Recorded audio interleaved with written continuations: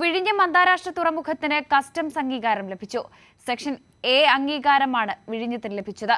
ഇത് സംബന്ധിച്ച ഗസറ്റ് വിജ്ഞാപനവും പുറത്തിറങ്ങി. ഇതോടെ കയറ്റുമതിയും ഇറക്കുമതിയും സാധ്യമാകുന്ന നിയമവിധേയമായി അംഗീകരിക്കപ്പെട്ട തുറമുഖമായി വിഴിഞ്ഞം മാറി. കേന്ദ്ര കസ്റ്റംസ് മന്ത്രാലയം മുന്നോട്ടുവച്ച മാർഗനിർദ്ദേശങ്ങൾ പൂർത്തീകരിച്ചതിനെ തുടർന്നാണ് തിരുവനന്തപുരം വിഴിഞ്ഞം അന്താരാഷ്ട്ര തുറമുഖത്തിന് അനുമതി ലഭിച്ചത്.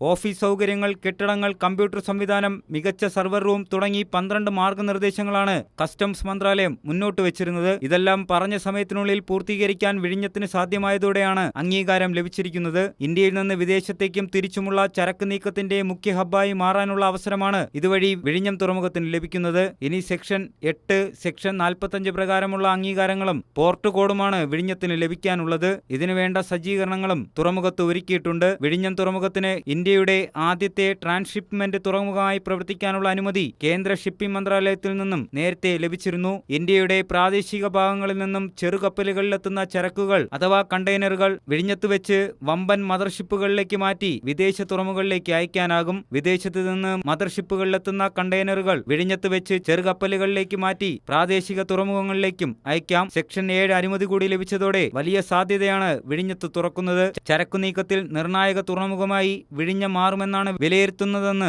മന്ത്രി VN വാസവൻ പറഞ്ഞു. കൈരളി ന്യൂസ്, തിരുവനന്തപുരം.